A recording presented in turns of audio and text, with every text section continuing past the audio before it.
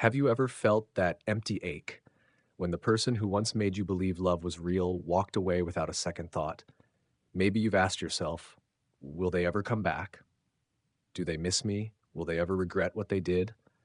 And so you wait, hoping for an apology, a surprise message, or just one small sign that you still mattered. But here's what no one tells you. The narcissist's silence isn't the end. It's a setup.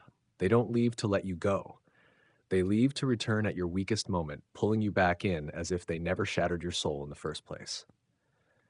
In today's video, we're going deep into the disturbing tactic of hoovering, how narcissists lure you back into toxic relationships, not because they love you, but because they need you to feel alive. We'll break down their behavior, expose their manipulation, and give you the tools you need to ensure you never fall into that trap again. If you're on a healing journey, trying to reclaim your power after being emotionally manipulated, this is the video you can't afford to miss. Hit that subscribe button, turn on notifications, and watch to the very end, because what you're about to hear could change the way you see narcissists and the way you protect your heart forever. Do you know what truly drives a narcissist to come back after discarding you so cruelly? It's not love, it's not regret. It's the fact that, despite everything, you're still a source of supply they believe they can exploit just one more time.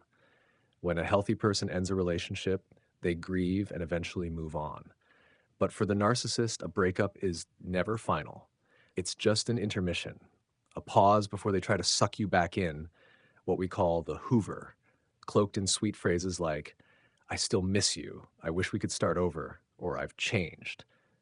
But behind these words lies no genuine feeling, only hunger, a desperate craving to regain control, to see you suffer so they can feel powerful again. That's when the Hoover begins. Not when they leave you, but the moment they sense you're healing, stabilizing, or, worst of all, learning how to live without them. According to clinical psychologist Dr. Ramani Durvasula, hoovering is a common behavior in narcissistic personality disorder. She says, they don't come back because they love you. They come back because they can't handle losing control. They see you at peace, rebuilding, choosing joy, and that is a direct threat to their fragile ego. When you're hoovered, you're flooded with emotion, confusion, hope, hesitation.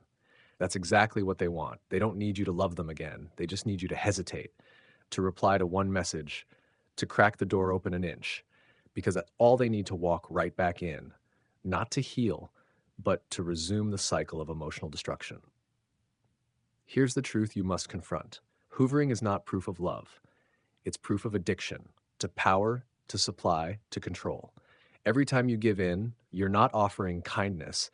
You're signing an invisible contract to re-enter the same cage, only this time with stronger bars. They'll hide their true self even better. Manipulate even more subtly. They'll make sure the next time you leave won't be so easy. That's why the first real step to breaking the cycle isn't just going no contact. It's waking up. It's realizing that they're not returning for you. They're returning for them. And when you truly see that, those sweet messages start to look like poison dipped in honey. You begin to ask, why do they only return when I'm finally okay? And the answer, as harsh as it may be, is simple. Because your peace threatens their control. This is where you must choose. Continue to be sucked back into the trauma loop or step out for good. And doing that takes more than just understanding their tactics. It takes a practical psychological boundary, a wall they can't penetrate. A shield that doesn't require confrontation, but renders you invisible, uninteresting, and useless to them. That shield, it's called the gray rock strategy. The gray rock strategy was born from a cold yet accurate truth. You can't defeat a narcissist by arguing, explaining, or proving your worth. You win only when you stop providing emotional fuel. And gray rock means becoming boring, bland, unresponsive. You stop playing along with the script they've written. You no longer give them the satisfaction of seeing you hurt, angry, or trying to explain. You become a flat wall, no echo, no reaction they can manipulate. In a real-life relationship, you may have heard them say, "Why are you so different now? You've gone cold. Are you seeing someone else?" Or, "Yeah, you're just good at leaving people." These aren't sincere questions. They're bait. If you answer, explain, or argue, they win because you've just given them emotion. They don't need your love, they need your emotional engagement. Gray rock in these moments sounds like, mm, I don't see a need to discuss this. There's nothing to share. You don't get angry. You don't blame. You don't beg. You become emotionally inert. But don't get it twisted. This isn't weakness or indifference. This is you reclaiming your emotional power. Because narcissists live off attention, whether it's positive or negative. When you become an emotionally boring supply, they can't stand it. They feel like their very existence is being denied. Every time you don't react, it's like a cut into their inflated ego, and that terrifies them. You don't need to scream, I know you're a narcissist. Just your silence exposes them. One woman, separated from her narcissistic husband, had to stay in contact because they shared custody of their child. Every drop off or pickup, he'd make snide comments, insult her in front of the child, or bring up past wounds. But she only responded with short, neutral, emotionless sentences. I'll pick her up at 5. Has she had dinner? I'm not discussing that. No challenging glares, no sarcasm, no emotional dependency, and after a few weeks, he got bored and gave up. But gray rock isn't always the right strategy.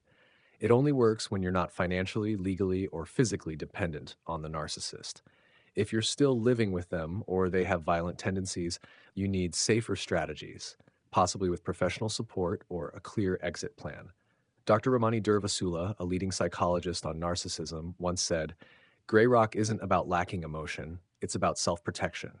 You're not cold, you're wise. It's an intentional act. You still feel pain and hurt, but you don't show it to them. You're learning to separate your internal emotions from your external reactions." The gray rock strategy is not a weapon for revenge. It's armor for someone who has been emotionally drained to exhaustion. It's a reminder. I don't need to win. I just need peace. In the narcissist's world, where every script is designed to confuse you, not playing your part is the loudest act of rebellion. In the narcissist's world, where every script is written to destabilize you, not playing along is the boldest act of rebellion. But don't be fooled into thinking that just because you've gone silent, emotionless, and chosen the gray rock strategy, they'll let you go. No. The truth is far harsher, because the moment you stop reacting is also the moment they begin to panic. Why? Because you, the once emotionally rich source, are starting to dry up. And when that happens, what comes next is almost inevitable. Hoovering. Hoovering, named after the vacuum, is the narcissist's way of trying to suck you back in, like a vacuum returning to sweep up the last remaining pieces of connection, pain, or hope you've been holding on to. It can happen a week, a month, even years after you think it's finally over. And if you're telling yourself they hate me so much, called me crazy, accused me of betrayal, there's no way they'll ever come back, then please, wake up. That's exactly what this video is trying to show you. If you think the narcissist won't hoover, listen carefully because you may be walking right into a dangerous trap. A narcissist may leave you with the cruelest words. I never loved you. You were the biggest mistake of my life. I've already moved on. But that's not closure. It's a smokescreen, a psychological illusion of finality. Behind the scenes, they leave a crack open, a social media block left undone, a personal item accidentally forgotten, a mutual friend tasked with checking in. And when they fail with their new supply, when their life feels empty again, when they see your light starting to glow, they'll circle back. Not out of love, but because they need a mirror, someone to reflect their image, validate their ego, feed their drama. And who better than the one who once loved them unconditionally? Many survivors believe they're safe because they've won a court case, obtained a restraining order, or seen the narcissist move on with someone new. But as the video, "If You Think the Narcissist Won't Hoover," clearly explains, legal barriers don't block manipulation. Someone may be banned from your home, yet still accidentally run into you at the store, send you a vague email under the guise of concern, or contact you through mutual friends. They'll claim they miss the kids. They'll say they're sick, unemployed, depressed. And if you're not emotionally prepared, you'll find yourself back in the same cycle. Love, pain, regret. That's why understanding hoovering is essential for survival, because narcissists don't function like normal people. They don't walk away and move on. They walk away while calculating a way back. They don't love you, but they can't stand to see you happy without them. And every time you radiate peace, strength, or recovery, it threatens their ego. So, if you've been practicing the gray rock strategy, excellent. But brace yourself for the day they hoover, because nothing wounds a narcissist more than realizing you've truly escaped the role they wrote for you. And when you decline to return, not with rage, but with calm, you don't just survive, you win. The gray rock strategy is not merely a reaction, it is a silent but powerful declaration. You will no longer allow yourself to be manipulated by the emotional games of the narcissist. But what happens after that? After you've applied gray rock successfully, upheld your boundaries, offered no reactions, no reflections, no emotional supply, what comes next in the narcissist's cycle? The answer lies in one of their most common and toxic tactics, hoovering, the act of sucking you back in like an emotional vacuum cleaner. Many people once thought, he won't come back. But then an old message appears. I miss you. A sudden email. I left my jacket at your place. A mutual friend checks in. Hey, how are you? He still talks about you a lot. All these seemingly random events, they're calculated. They're the tactics of someone who can't stand the fact that you've escaped their control. Hoovering isn't about love. It's about verifying that they still have power over you.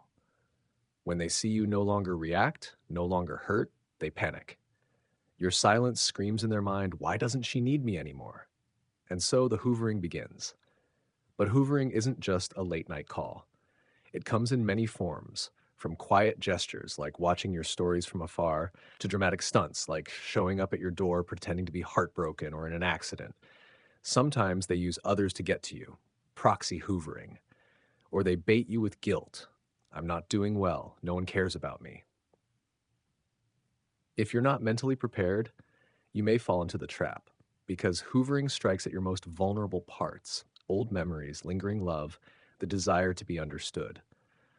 But remember, you owe them no response. Every time you remain silent, you reinforce your own boundary. Imagine you are a fortress. Every time you don't respond, don't engage, you reinforce another brick in the wall.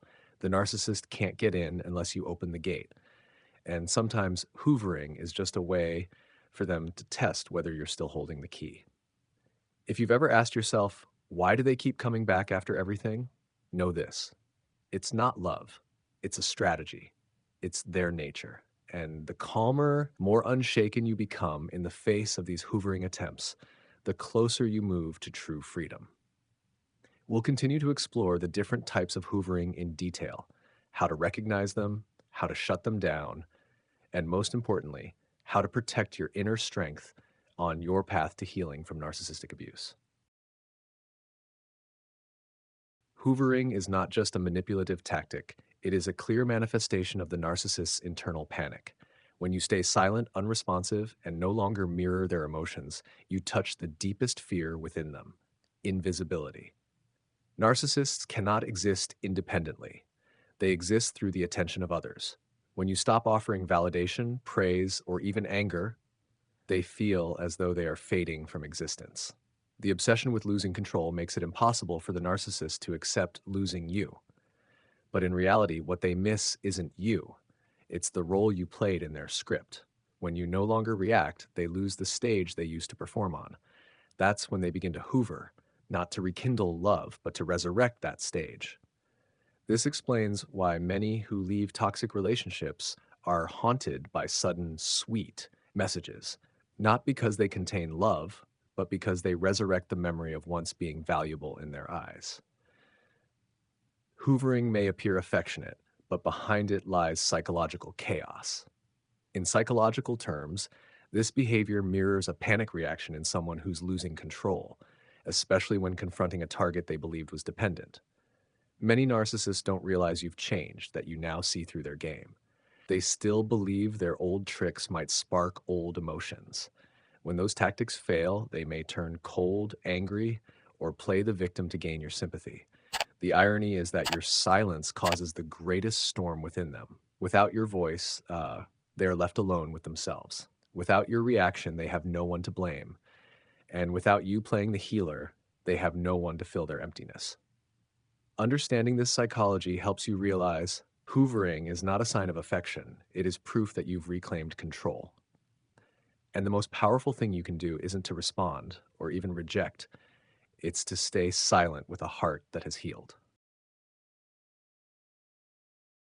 Common types of hoovering and how to diffuse them. Indirect hoovering, hoovering through others. They use mutual friends, family members, or even children to pass messages to you, like, he still talks about you. How to diffuse. Set firm boundaries with those around you. Say clearly, I don't want to receive any messages from that person. Silent hoovering. They don't contact you directly, but they watch your stories, like your posts, or react to your social media content. How to diffuse. Avoid posting anything that invites attention. Limit personal sharing. Block if necessary.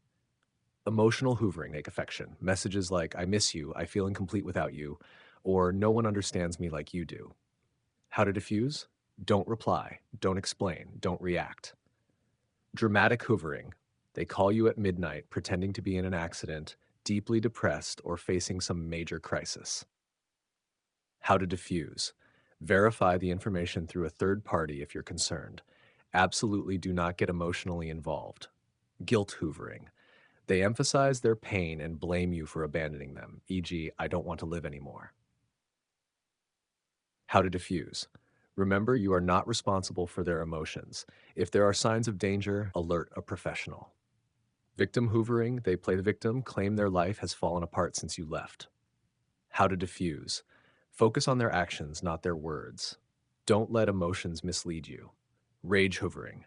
When their tactics fail, they resort to threats, insults, or angry outbursts. How to diffuse. Do not engage. Keep records of communication. Protect yourself. Recycling hoovering. After a long absence, they return acting more mature, apologetic, or changed.